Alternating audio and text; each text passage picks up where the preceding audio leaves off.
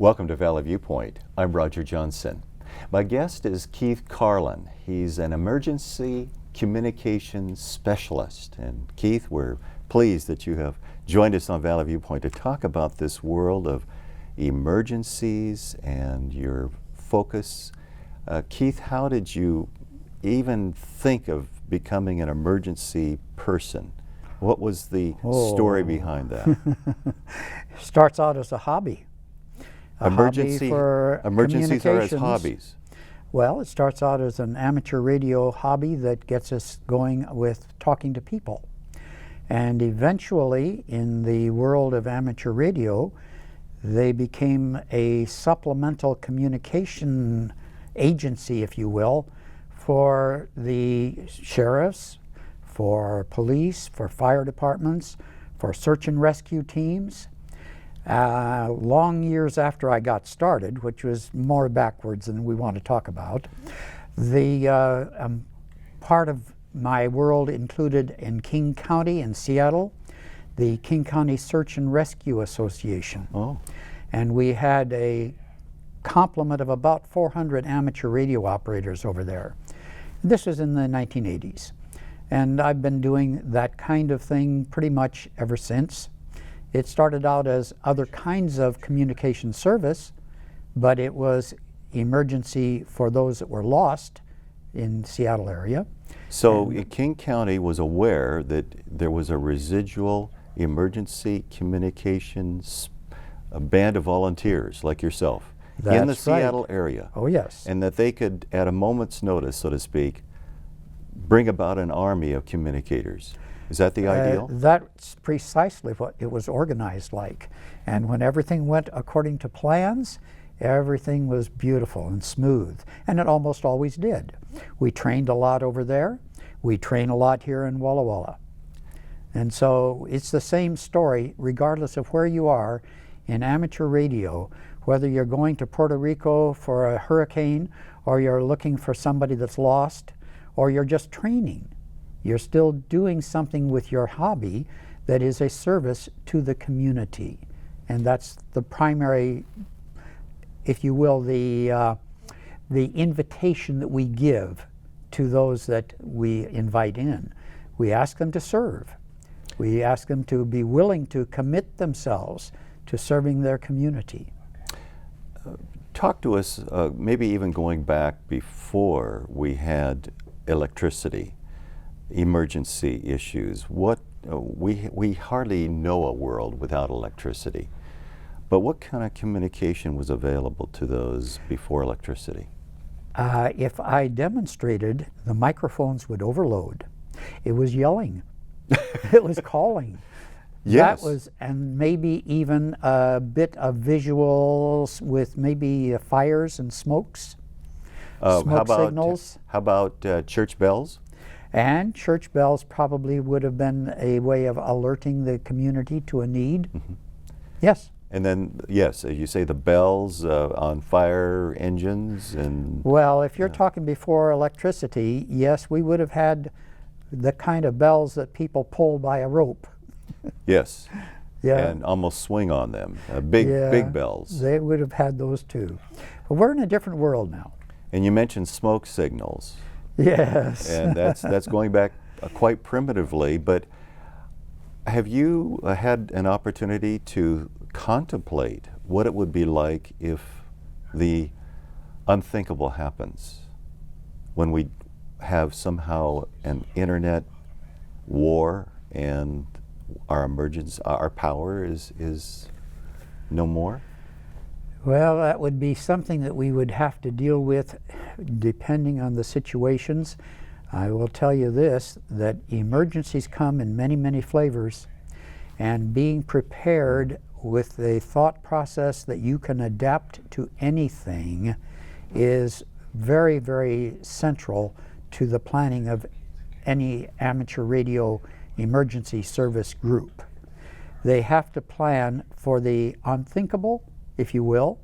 The unthinkable, for instance, and I'm bringing it a little more modern now, would be the Cascadia subduction zone going down and the west side of the United States disappearing into the Pacific Ocean.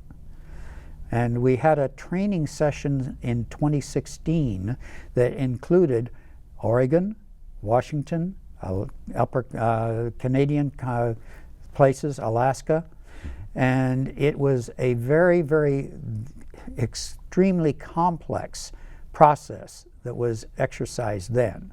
That was the unthinkable. But today's world doesn't include lack of power. We have many, many sources of power, whether that is the solar or gasoline generators or wind, and we have those available to us. And so without power, that would not be likely nowadays. So we could even further refine that without commercial power, such as I'm thinking the book that you and I read, Ted Koppel's book, Lights Out. That's the lack of commercial power. Right. But as you're pointing out, we now have the solar panels, right, and then generators. Yes. And just getting, but we have to find with those generators, getting the water out of the ground with generators, right, and then getting our gasoline out of our tanks. We are interconnected. They are interdependent so thoroughly on that world that it really would completely baffle most people if they hadn't been planning for it, if they hadn't been exercising those options in the past, testing themselves to see if in fact that's something we can handle. And handling the unthinkable is being prepared. You have somehow been wired to do this. I'm thinking before you took up this hobby, was there something about your life that as you can trace gave you the potential to be where you are at this time? It's your, we might say, advanced age. You're very you're youthful at heart, Keith. But you are very diplomatically avoiding my 80 years. And those have been very full. But is there something? But no, quite about truthfully, there was nothing unusual about my upbringing or my background. I was just an ordinary kid that grew up enjoying electronics. I grew up with in my dad's TV shop, learning electronics in it. Oh. And so I was introduced to it in the most natural way you can have, family business. And it just grew from there. My first responsibility after I got a license in 1958, and that's over 60 years ago now, was to go to a youth camp and teach this class for this kind of thing to young men, to the boys in the youth camp. And so serving others is just the story of this kind of an activity. I would point out that our license is authorized through the Federal Communications Commission on the premise that we will serve the community, that we will serve the government, if you will, the people being the government.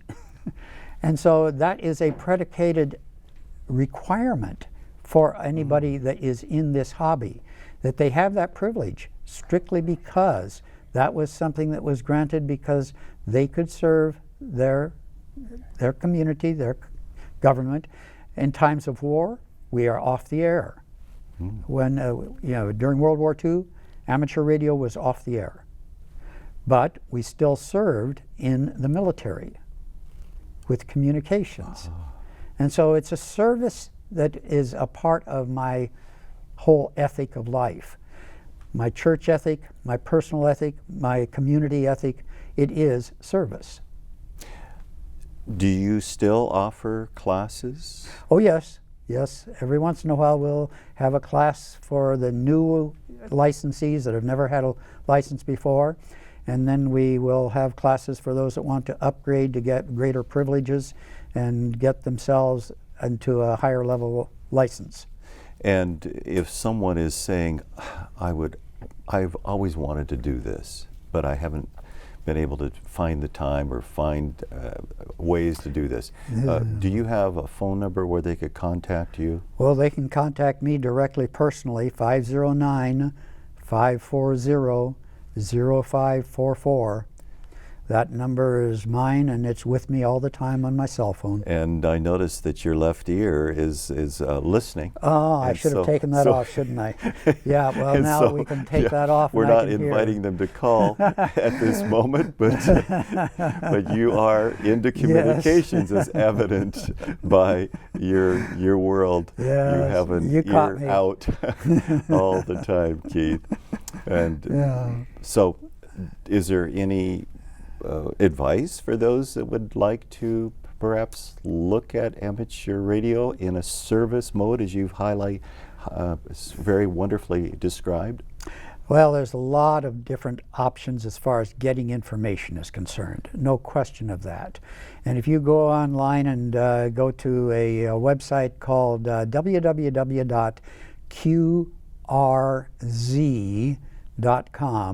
QRZ. Yeah. QRZ. QRZ is the way we say it. That's true. QRZ. Yeah, QRZ.com. You'll find information there about education and classes and taking the license and practice tests. You'll also find out lots of news about the hobby and things of that nature. There's another one that I would highly recommend, and that's the American Radio Relay League. And that's the organization that actually sponsors the Amateur Radio Emergency Service contingent. And that's our group here in Walla Walla. That was our group over in Seattle. And so that would be www.arrl.org. Well, thank you, Keith, for that information for our viewers, and we trust that you were able to write those down. If you weren't, call Keith at 540-0544, area code 509. We'll be right back with Keith.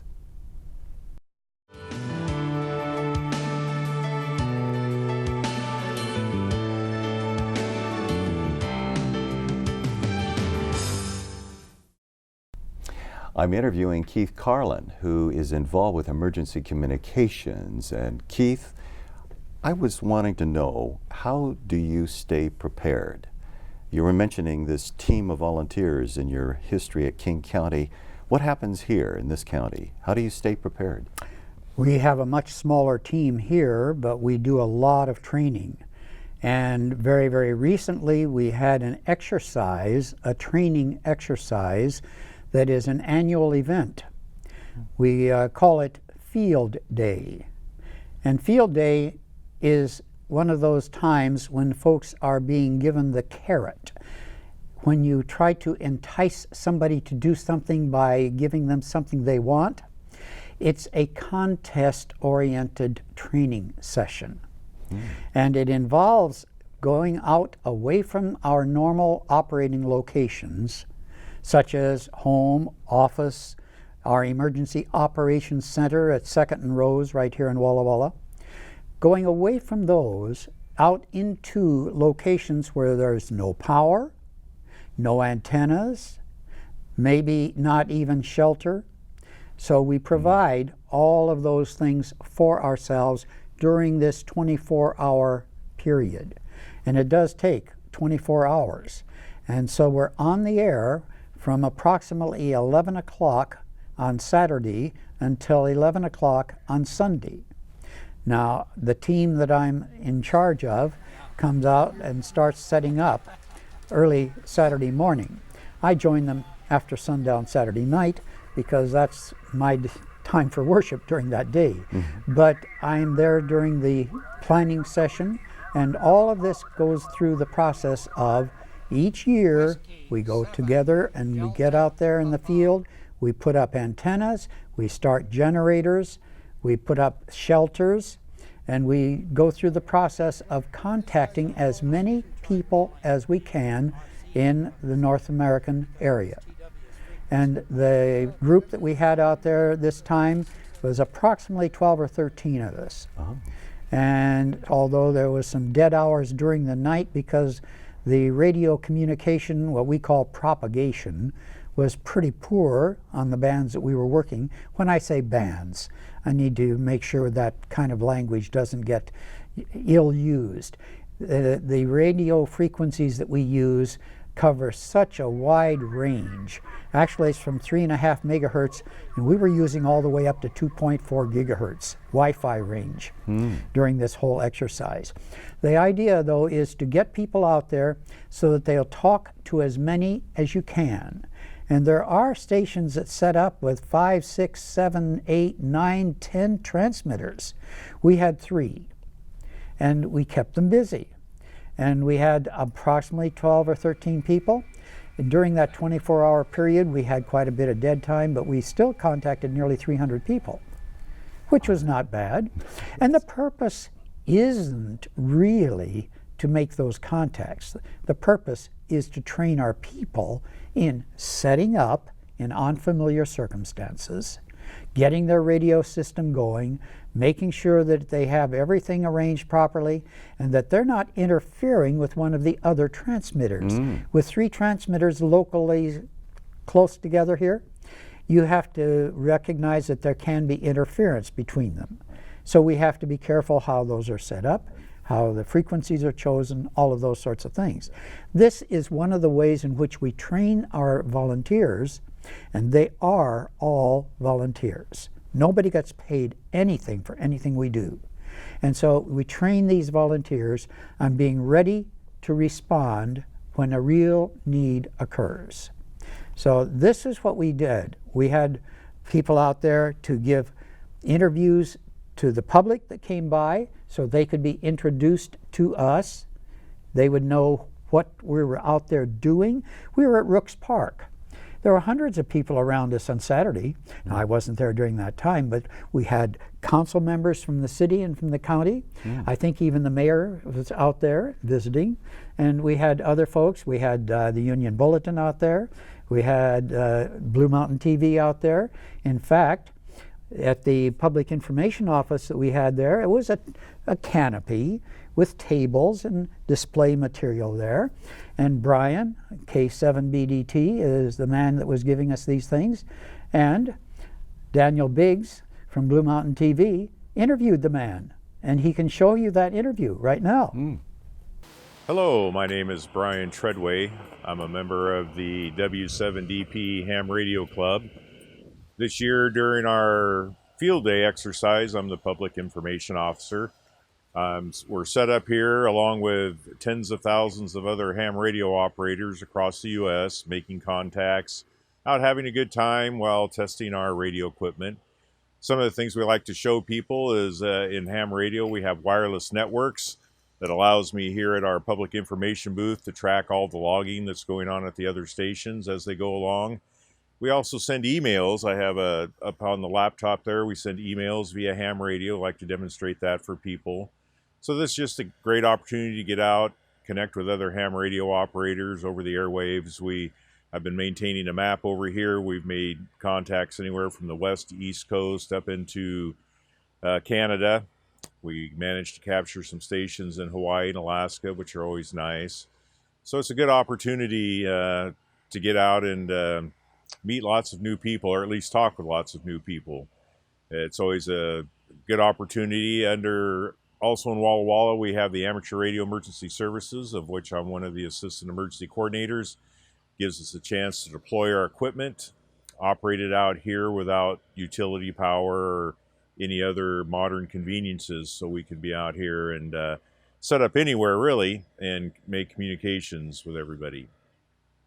And so now we can go to the rest of the story.